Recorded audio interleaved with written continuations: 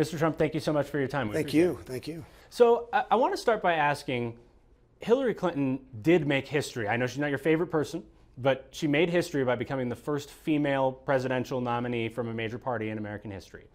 Do you acknowledge that? Is that a positive step for the country? She's got bad judgment. Everything she's touched has turned bad, whether it's Syria or Libya or the migration or the beginning of the Iran deal. She's got horrible judgment. She voted for the war in Iraq, another mistake. She was in favor of NAFTA, another mistake.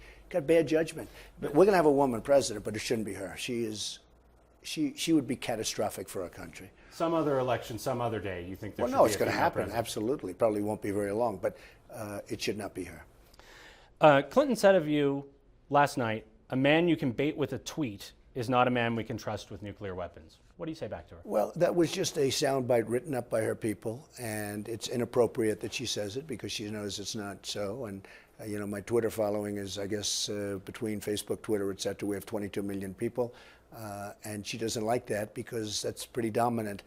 But she also said that I was not doing well in a campaign, and I beat everybody in the campaign. It was just a soundbite. I'm beating her. Now, as you saw, the new polls just came out, and I'm beating her. So, look, she lies. She's dominated by professionals that write her these questions, and they wrote the speech for her. And she made a lot of false statements in the speech. So we've talked a lot about Hillary Clinton's judgment. She's taken questions from the press. She's taken, a beating from you at times over her judgment. I'm curious about your judgment. You made this statement about Russia the other day and saying, it'd be nice if they put her emails out there. Well, I'll tell you what. Let me just tell you, first of all, that was said sarcastically, and everybody knew that. It was a sarcastic statement. And the reason it was sarcastic is because she deleted 33,000 or got rid of somehow 33,000 emails. And how you can do that is something that people should think of. So when I make a statement like that, I'm making it sarcastic because I'm comparing it to the 33,000 probably illegally deleted emails. Now, the head of the FBI said she lied. The head of the FBI said she's negligent. This person's going to be president? She's negligent. So I understand you're saying you meant it sarcastically, but you're running for president. I mean, you get a megaphone unlike anybody's megaphone. And if you become president, words matter so much. Sure, but everybody knew that was sarcastic. You do too. But everybody knew that was sarcastic. That was sarcasm. And frankly, it really related to the fact that she got rid of 33,000 emails. What a terrible thing to do. Wouldn't you love to know what was on those emails? So you've talked before about switching tones to being more presidential as this campaign goes on. To someone who's in the middle, because there are people who have strong opinions about you either way, but to somebody who's in the middle and doesn't know whether to like the fact that you shoot from the hip at times or is scared that you shoot from the hip because these are words that could come out of the president's mouth, the leader of the free world. Sure. What do you say to them? Well, I think we're doing very well. We're leading in the polls. They're tired of the stupidity. When you look at our country, the way we're being run, they're tired of the stupidity, and that's all it is. Whether you look at ISIS and the way we're fighting ISIS, or our borders, or trade deals that are so horrible by the way, for Colorado and every other state in the union, you look at the way our country is run, you look at how horribly our veterans are being taken care of. You look at how high our taxes are. Our taxes are through the roof. One of the highest nations anywhere in the world. I'm going to cut taxes, by the way. Big league. We're going to cut regulations, taxes. You look at the assault on our Second Amendment by Hillary Clinton. You look at the fact that she wants to double taxes. She's going to double your taxes. I think that people are tired of it, and I think they want change. And she's not changed. She's trying to now say she's changed, but she's not changed. She's been there for 30 years. She's been doing this for 30 years. There's no change. You're going to have the same policies. It's going to be 4 more years of Obama, which is no good. I want to drill down on a couple Colorado issues. So Chris Christie was one of the first sort of establishment guys to really jump in with both feet for you. He gets talked about as a possible AG pick, but he was also the only presidential candidate who was campaigning saying he would use federal authority to shut down sales of recreational marijuana in states like Colorado. I wouldn't do that, no. You wouldn't let him? No. Even if you picked him as well, AG? I don't know. You're asking me. I wouldn't do that, no. Yeah. So you think Colorado should be able to do what it's doing? No, I think it's up to the states, yeah. I'm a states person. I think it should be up to the states, absolutely. And while we're on the topic of sort of state, local control, fracking, big issue in Colorado. We actually had a couple of cities here where the voters said they wanted to ban or put a pause on fracking in their city limits. They weren't allowed to do it by the courts. However you feel about fracking, should voters Well, I'm be in favor able of to fracking, control but it? I think that voters should have a big say in it. I mean, there's some areas maybe they don't want to have fracking, and I think if the voters are voting for it, that's up to them. Should they be able to ban it in their town if they vote for it? It could very well be. I mean, I'd have to see the specific instance, but it could very well be. But fracking is something that we need. Fracking is something that's here, whether we like it or not. But if a municipality or a state wants to ban fracking, I can understand that. Okay. How would you characterize your relationship with Vladimir Putin? I have no relationship with Putin other than I think to say that he has said very good things about me over the years. You've said before that you had a relationship with him. No, I don't. Well, I have no relationship with Vladimir Putin. I did. You did? What was No, it like? what did I say? You said I said?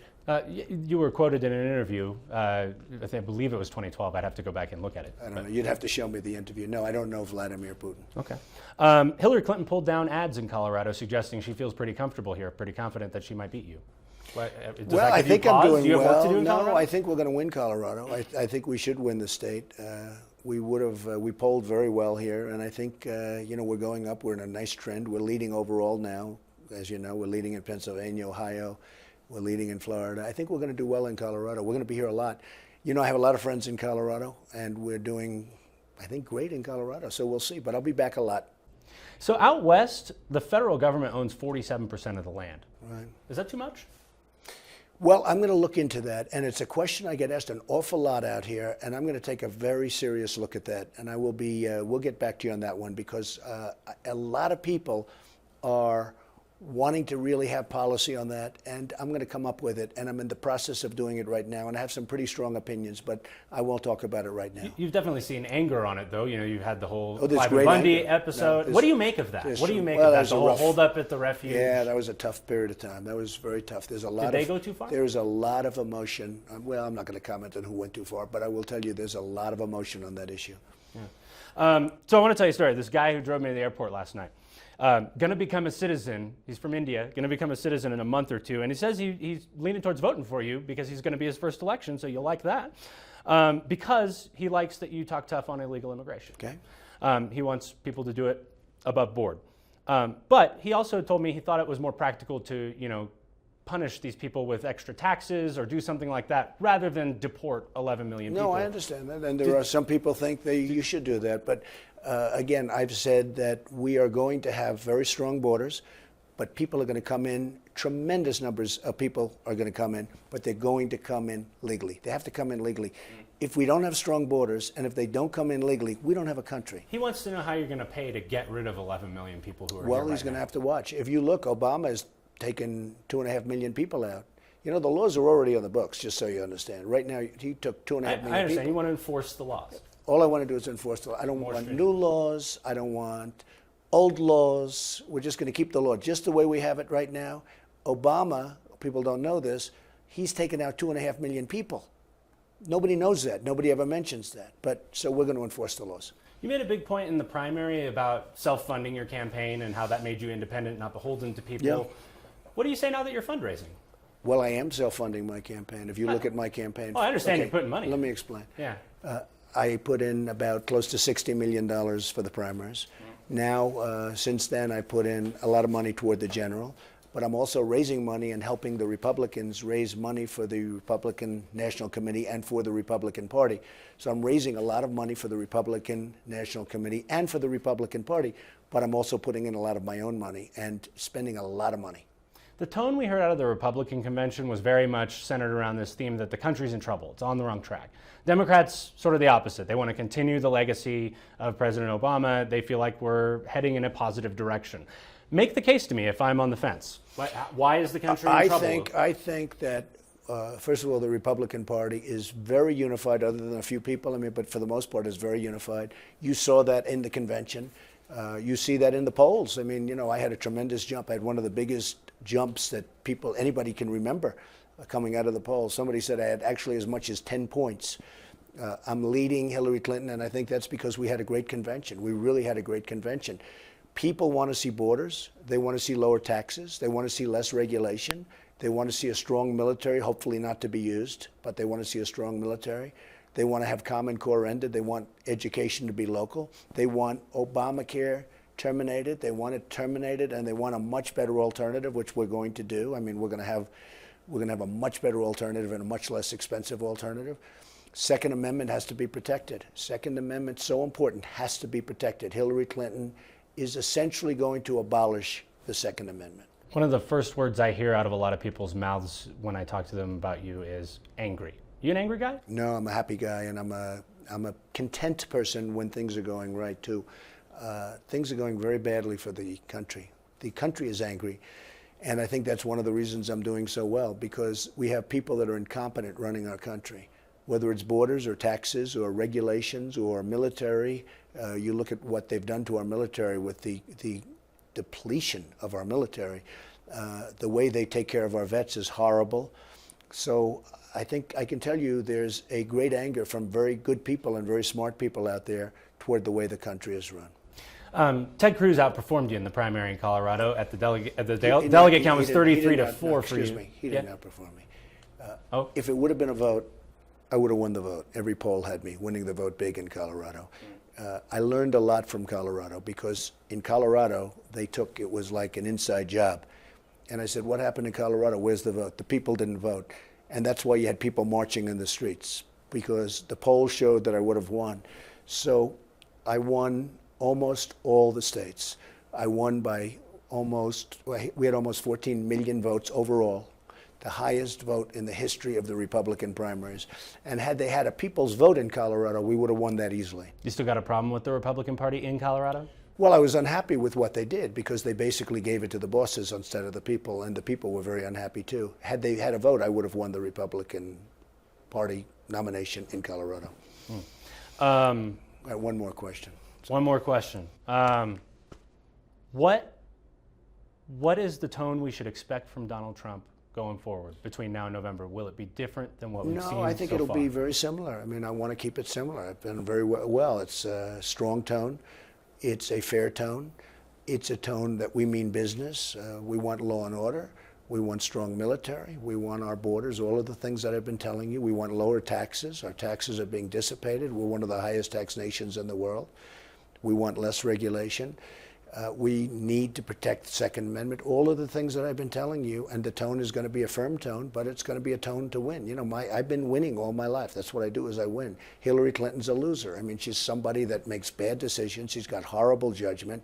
Bernie Sanders said she's got bad judgment, and that's exactly what she's got. You look at the decisions she's made over her 30 years, and she's certainly not for change, because if you look and you take a look at what's gone on, she's been there for 30 years. And now she's saying she's going to change. She's not going to change. And besides that, she's totally controlled by Wall Street and her special interests. Got to follow up, because you brought up Bernie.